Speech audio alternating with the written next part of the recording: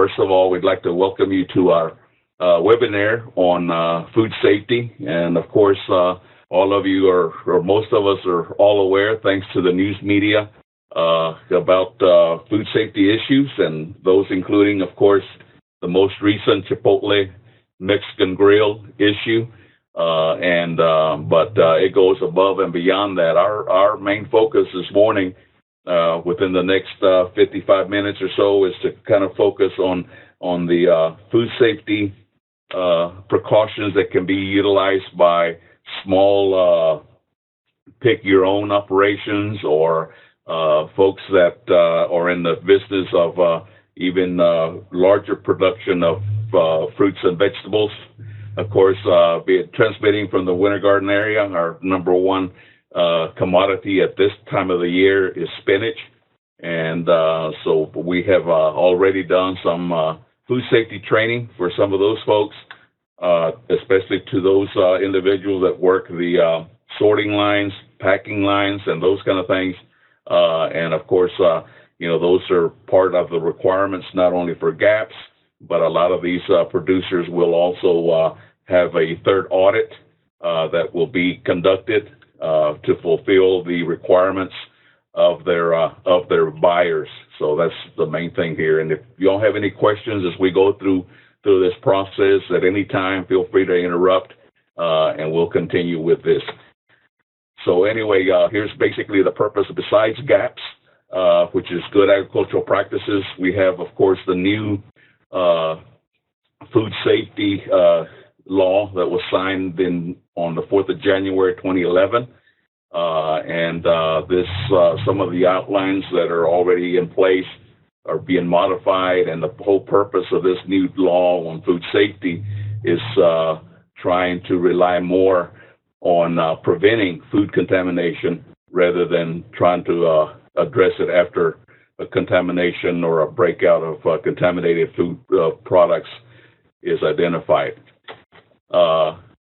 First of all, so where do we start? One of the things that we've always shared with our producers is that you have to be committed to ensuring food safety practices are utilized in your operation. But there's two options regarding commitment. Either you're going to be committed into it, or you are not. So there's no such thing as in between, especially when it comes to food safety. It has to be, you're either going to be in it, and if you're not, your risk, of course, will increase. And the thing that we share with folks is that once you make that commitment, and of course, if you really want to stay in business, you're going to have to make some kind of commitment to be able to implement some food safety practices on your operation, whether it's a packing shed, whether it's pick your own, whether it's a community garden. I mean, that's a good educational part, and I think Jennifer, has community gardens in her county. This is an excellent opportunity to, and I have a one-pager that can be provided to participants on food safety. It's just a 4 or 5 bullet sheet that indicates some of the things that folks can do when they arrive at the site and things they need to do when they leave. And that at least that's an effort. And something is better than nothing in most cases. So with that, I always like to begin with a little bit of a trivia to try to get you to think of how important food safety is. And so with that in mind, I always have like a little pre-test.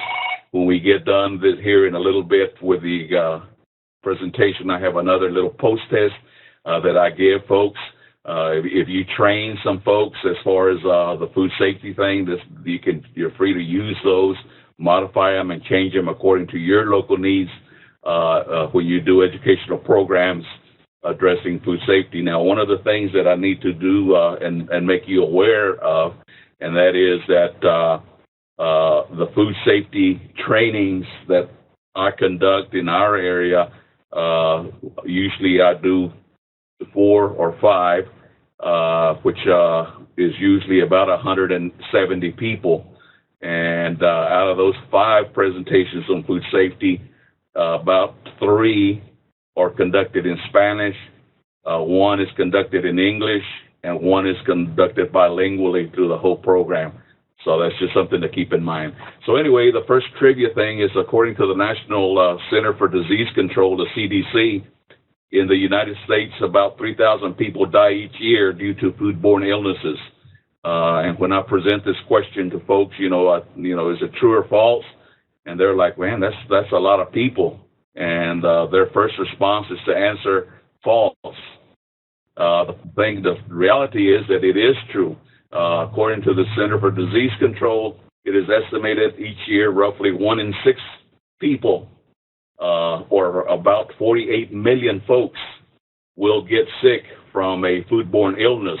And out of those 48 million, 128,000 are hospitalized.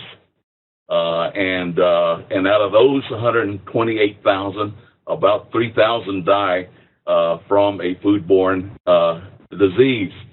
So you start putting 3,000 folks and compare that to some of our rural communities that have populations of 1,500 or 2,500 people.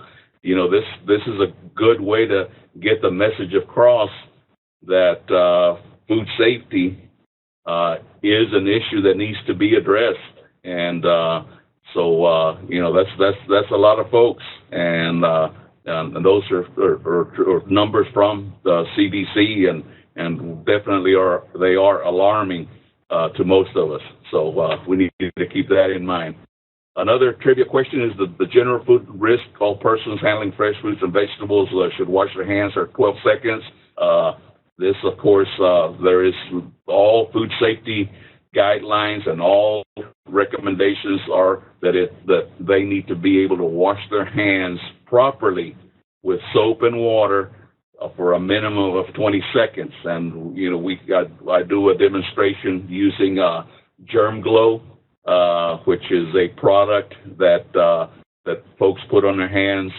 Then I have them go and wash their hands, and then we use a black light to identify those areas in their hands that are still show possible microbial products or bacteria on their hands, and it's a good hands-on thing that they like. I can give you the information on that, but we do that. So that's another thing that we need to keep in mind. Of course, most food safety training manuals recommend 6 steps in proper hand washing techniques, and a lot of folks, as soon as they see 6 steps, they think, man, that's a lot of steps to take. So simply wash your hands. But the truth is that it does require the use of 6 basic steps. Of course, wet your hands with warm water, apply your soap, rub your hands, and one of the things that we recommend for those folks that are in the packing shed area and in the field at harvesting crews is to have a fingernail brush available to folks, so that when they do wash their hands, they also scrub with that fingernail brush and make sure they do a good job at cleaning their hands. So there's basically these 6 steps that folks should use to that, and of course always keeping in mind that you need to have this process take a minimum of 20 seconds to complete, and those things. So that's something to do that. But another trivia is to reduce possible contamination of fresh fruits and vegetables. Sanitation, packing shed equipment is using the peroxides, chlorine-based sanitizers, or fatty acid sanitizers. Of course, for the financial standpoint, the most common, of course, are the chlorine-based, or most commonly used. So we can definitely do that. And of course, these are sanitizers that can be used for that purpose. Another thing a lot of people always ask us, well, what would be a good mix to use in our washing of lettuce, cabbage, and other leafy greens. This also helps with tomatoes and others, but if you mix 4.5 tablespoons of chlorine, that will make about 150 part per million solution. And is this adequate enough? And does that meet the gap requirements for a solution to properly wash lettuce, cabbage, and other leafy greens? And the truth of the matter is that it is. This is adequate. And this was recommended for washing cantaloupes and honeydews and other greens as well. So it's pretty simple to be able to do that. We can definitely do that without a problem. So that's something to keep in mind that we can do. All right. So what was your knowledge of your trivias this morning? Of course, you always remember that food safety from the farm to the fork is the responsibility of everybody. And there's some factors, of course, that come into play. Our standpoint and our goal is to provide the education for these folks that are working and are the first individuals to handle our fresh fruits and vegetables when they leave from that facility. For example, once they're harvested and it goes to the packing shed, well, now you have another risk, and you're hoping, and we hope that the educational programs related to food safety have been also done to those folks that are working in the packing shed. And then when it leaves that packing shed and it goes into the truck or it goes to the distribution centers, we hope that the food safety process continues with the folks that display the products for the consumers. And then ultimately we have those folks that are consumers that actually take the product home, and hopefully they will also follow food safety practices at home to prevent anything that can occur in the preparation at the consumer end of the product. So there's several steps that need to be taken, but of course we want to reiterate that our goal through our local food safety programs is to address and train the individuals that we consider, quote, first handlers of fresh fruits and vegetables. So those are the things to remember. So here's basically what we're trying or discussing is the food safety. Of course, it's everybody's business, and of course we've highlighted consumers at the bottom of this list, that includes growers, packers, food handlers, food processors, retailers, food service workers, and the consumers. And the reason consumers are highlighted in red is that because a lot of times everybody might do everything possible at the harvesting stage, at the packing stage, and then you have folks that do not practice food safety at home at all. And but if they are, they develop a foodborne illness, who are they going to blame? It's not going to be the consumer saying, "Well, I was cutting my lettuce on a cutting board that had poultry, residue on it," or some of those things. They're going to blame where they got the product, and 99% of the time, that's what's that's going to be their reaction. And it's always been that way. But now the other thing is that you can't hide behind the screen and say, well, we had food safety training, we have washing station even in the fields, we've got proper hand washing techniques that have been practiced and implemented at the packing shed.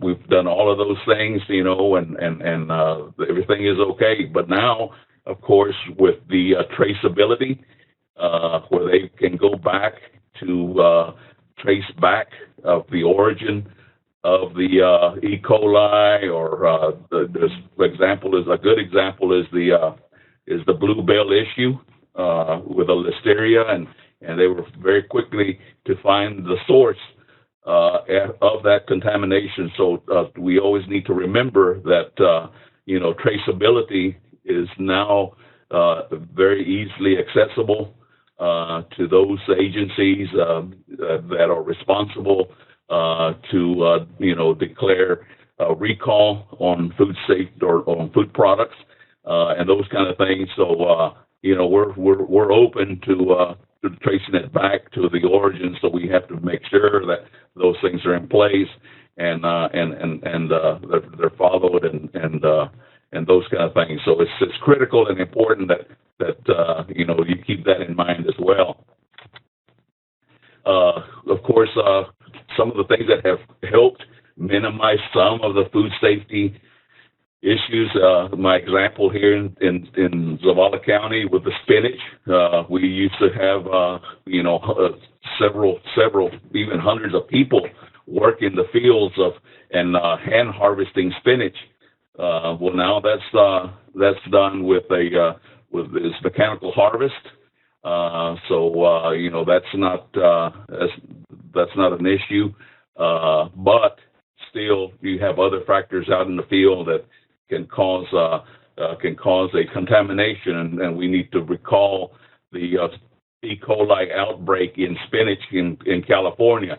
I want to emphasize that in Zavala County and the Winter Garden area of Texas, we have never had a foodborne illness issue related to the consumption of spinach that was harvested and available in the area from Zavala County.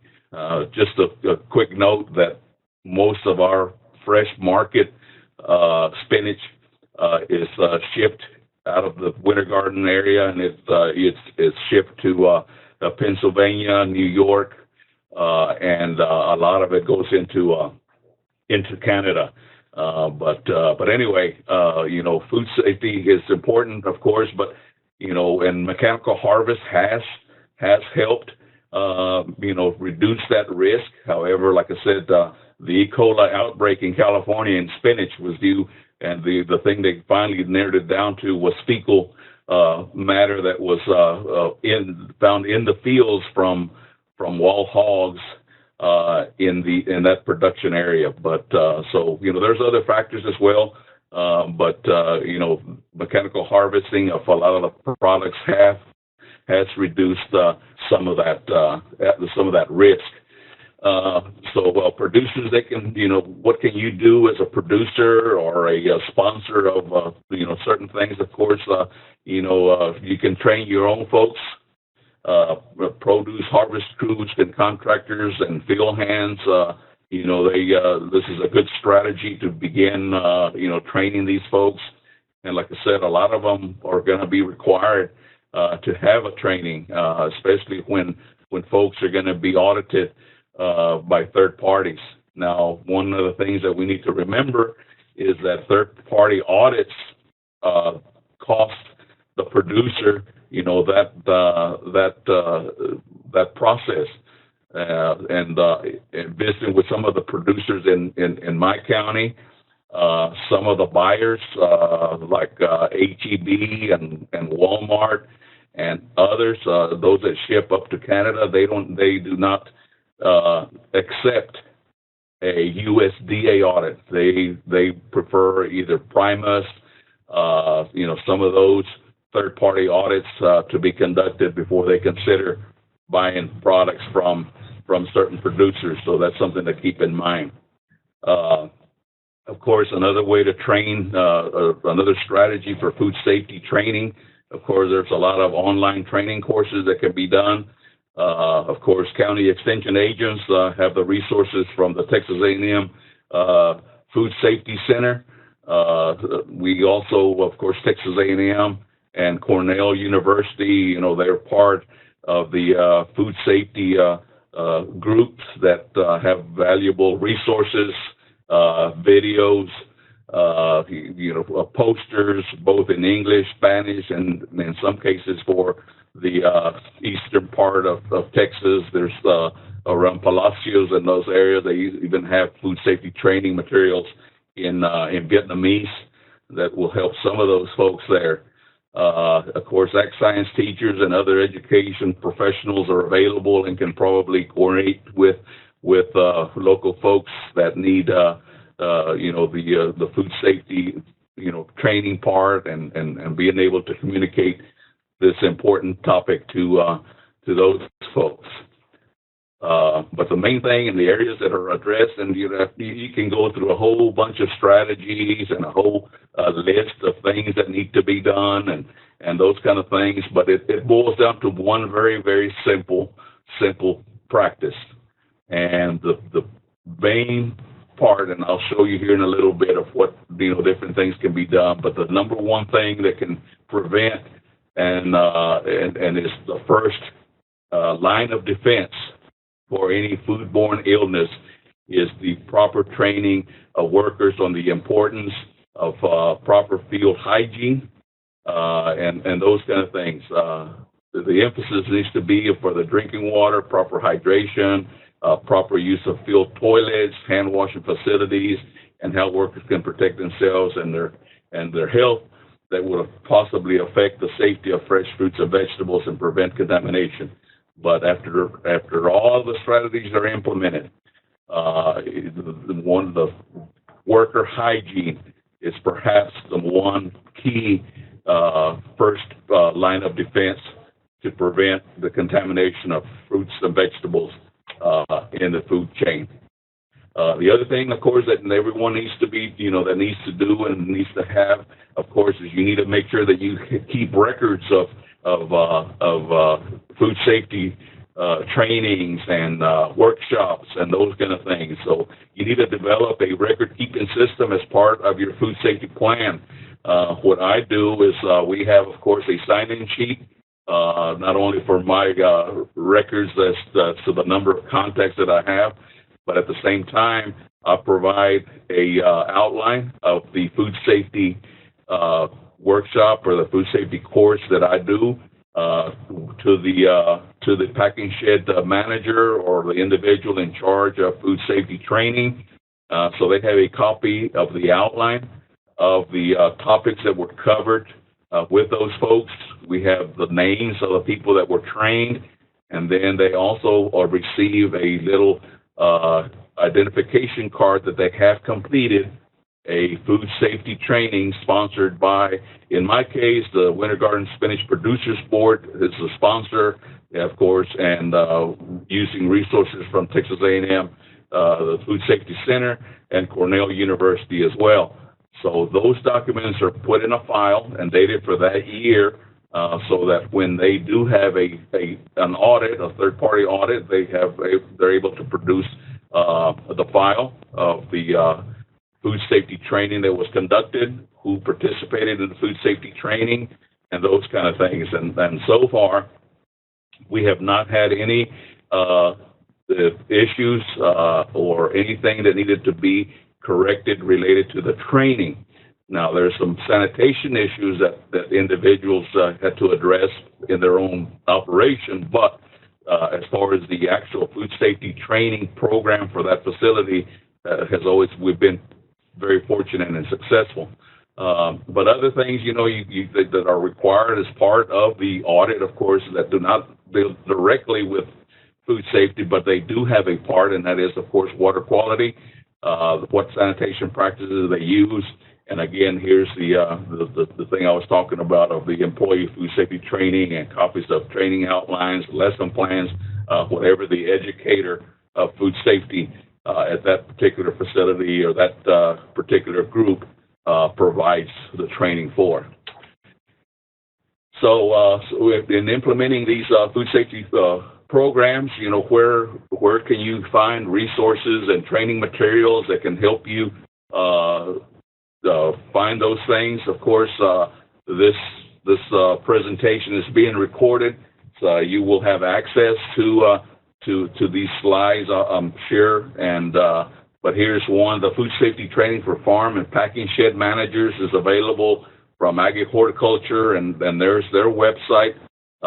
This is the one that can be utilized as a self-study for farm and packing shed managers. They can log on and participate in that kind of training.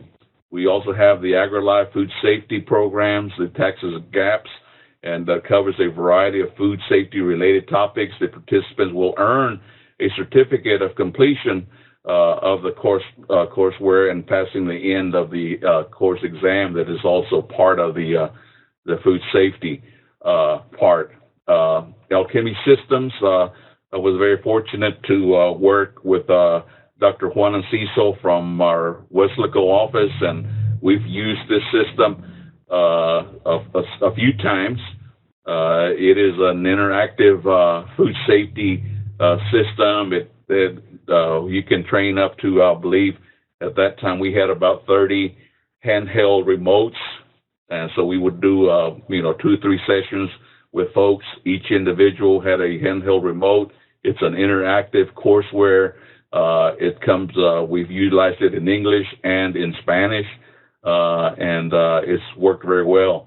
Of course, it is quite expensive, but that's another training tool that is available as well. So, like I said, you can do it several ways, using videos, lectures, video handouts, interactive videos like the Alchemy system, of course, handouts, hands-on demonstration, and a lot of times it'll have to be bilingual, English or in Spanish, but you'll need to do the methods to fit your needs. Now, the reason I bring up the English bilingual Spanish part is that it kind of compares to WPS, the worker protection standards that are required for folks that work and or handle, and then you also have the handler requirements as well. And of course, those trainings is clearly outlined by EPA that they must be conducted in the language which is most actively used by the audience, and to ensure that they receive the proper training in their native understanding. So that's why it is very important to do that.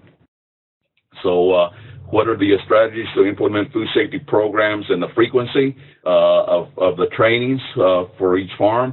Most of our producers here have an annual training.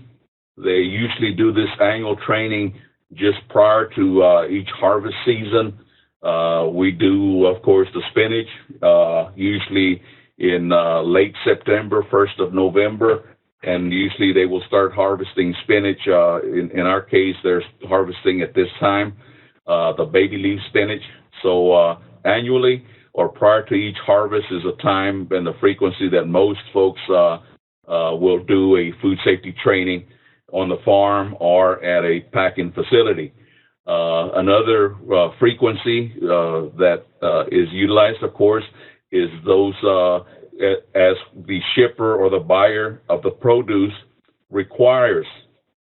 A lot of them. Now, one of the things we need to remember if you're doing an annual or a prior harvest or pre-harvest food safety training is that there is a big turnover of seasonal workers.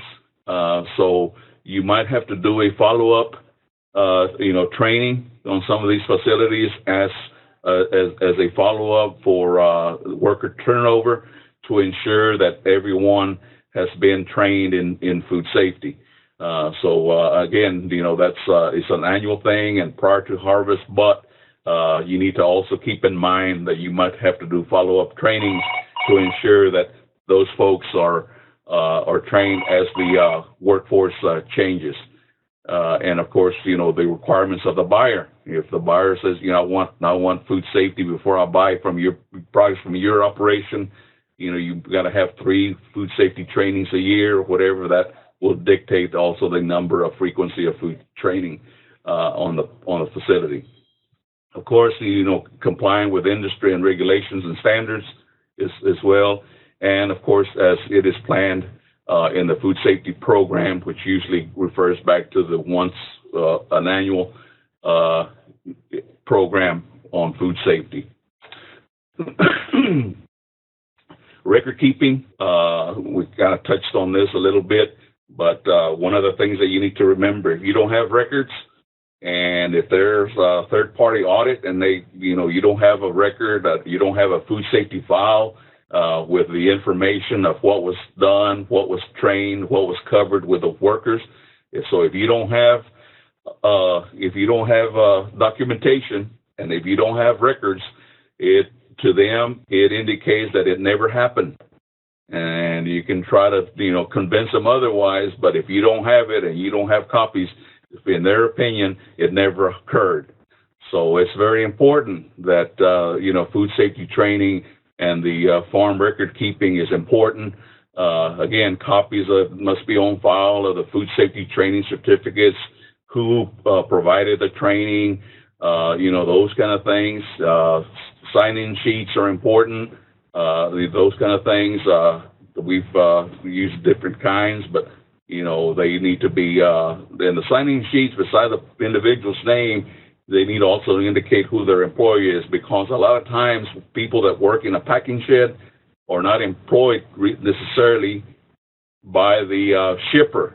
A lot of times it is a labor contractor that pays the workers that are working in that facility. So a lot of times we ask them to sign their name and who they work for, to make sure that if they get audited, that the proper employer is the one credited for providing the food safety for those individuals.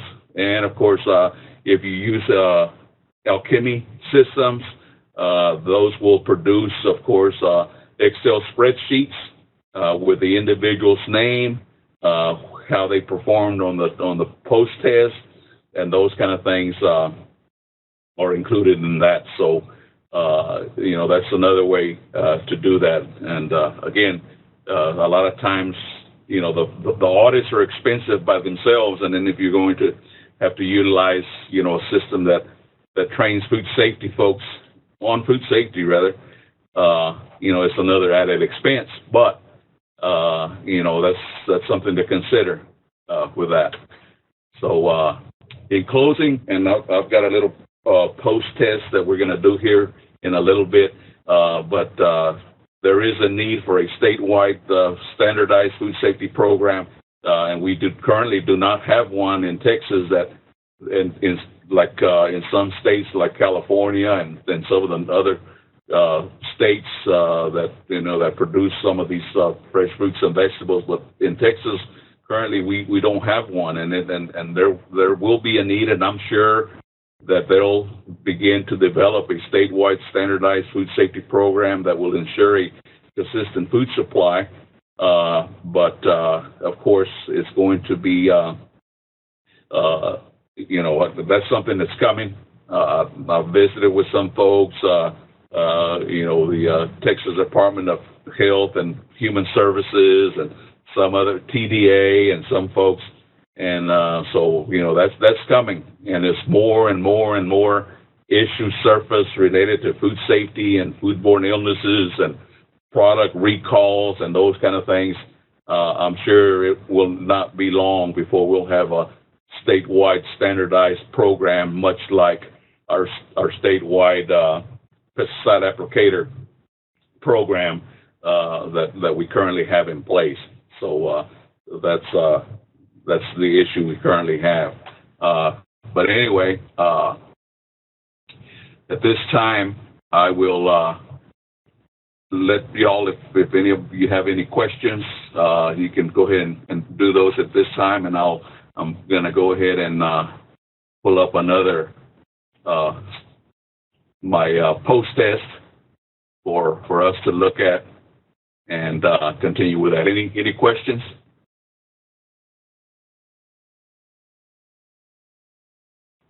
Okay, with that said, I'm going to go ahead and pull up our post test, and then we'll wrap it up here. I hope all of you can see our food safety training post test, and this is just something that we can let you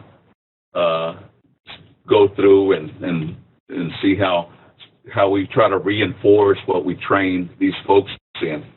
But anyway, I do an oral evaluation of them, and I have somebody count, how many hands are, raised for a certain answer, and try to do that.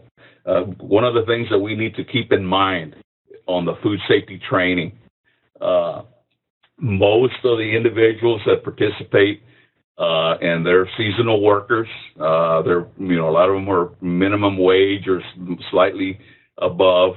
But we need to remember and keep in mind their educational level, their understanding, and those kind of things. So it's important that we always keep that in mind. And it might seem very basic, but a lot of times, and that's been my experience, that their education level is below what we consider average, and we have to fit the training to meet their abilities, and once we do that, at least we hopefully can get a message across to them. But we'll start this post-test thing, and then we'll close it up here. Well, this one all of you should have remembered from the opening part, and that is, of course, that is true.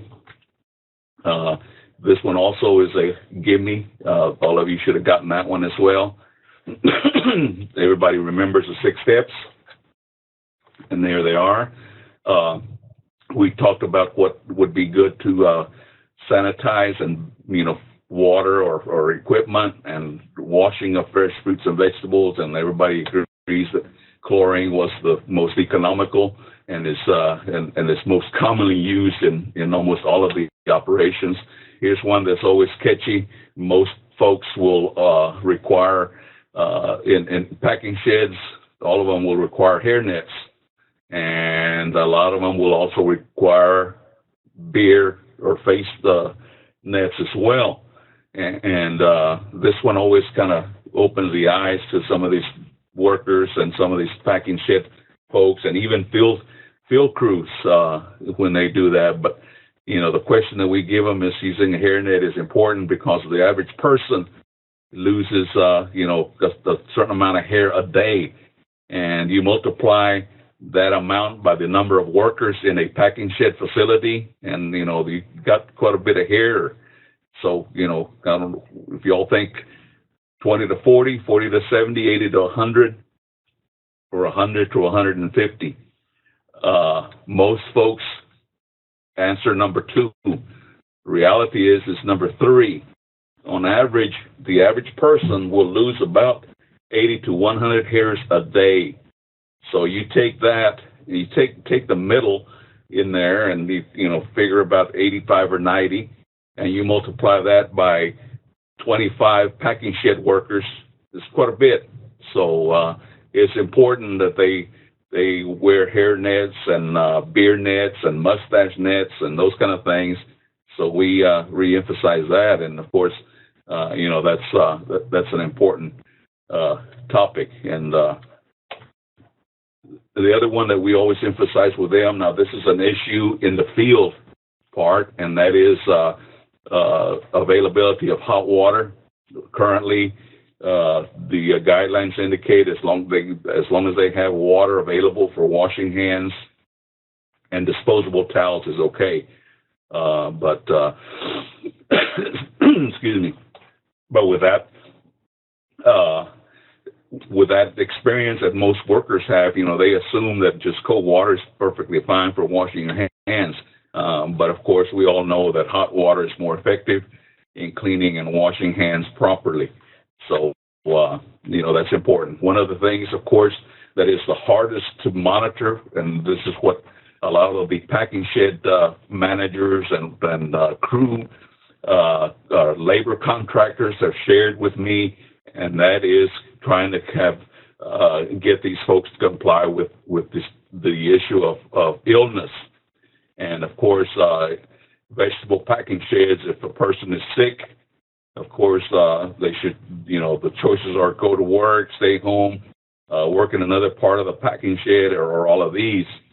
And then again, this is a hard one because these folks are working seasonal, and they need to make money. And so if they stay home, they don't make anything. So, but the recommendation is that they should stay home. So, it's hard to do. Some facilities will work with them and making sure that that sometimes they'll reassign them to another location, but outside of the package shed. But main thing is they need to stay home.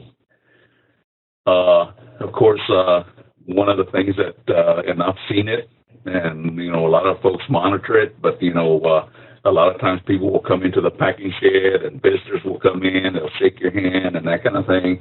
And, there's three things that you might consider and that kind of thing. But obviously, of course, is that in a vegetable packing shed, if you have visitors or you have others that come by and you shake hands with other individuals, even with individuals within the packing facility, other employees.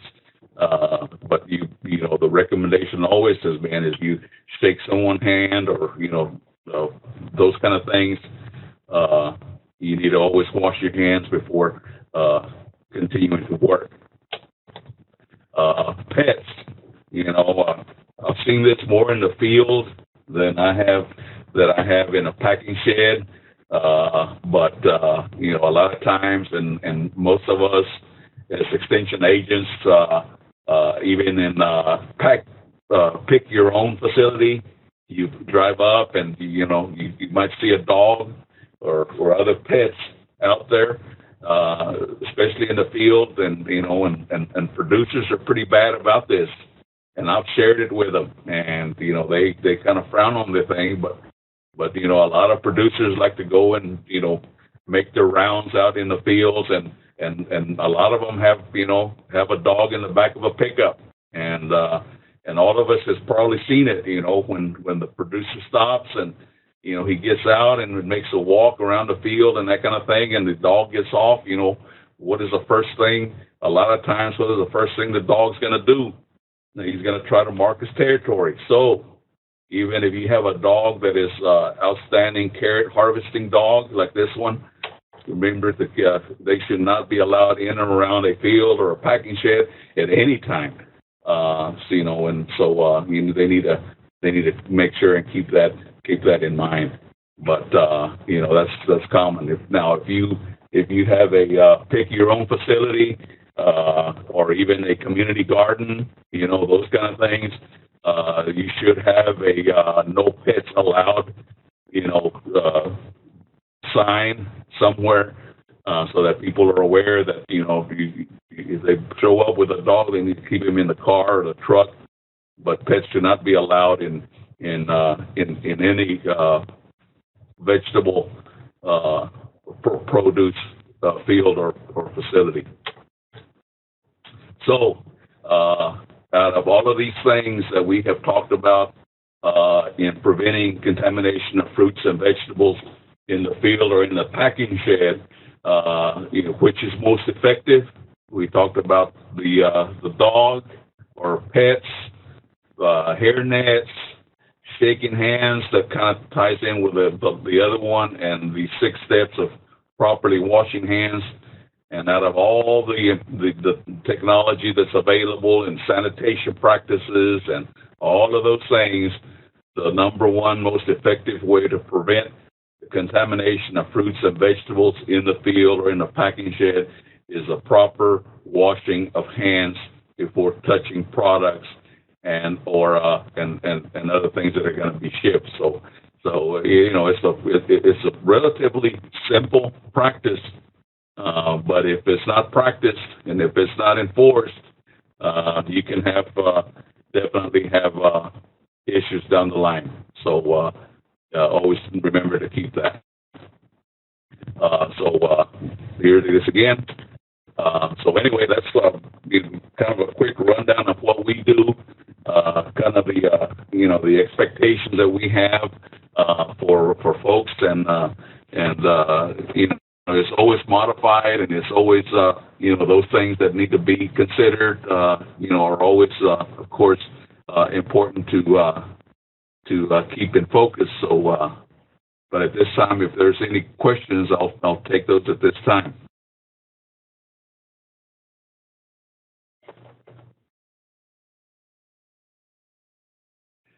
Okay, if not, I want to thank you for your time.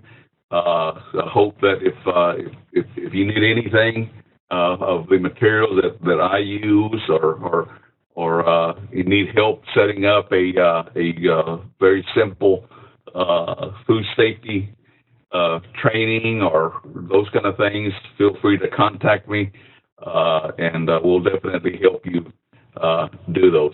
So anyway, we appreciate your participation, and we hope that we can do this again later. So with that in mind, thanks again for participating, and we hope that you will join us in a future webinar, perhaps on another topic.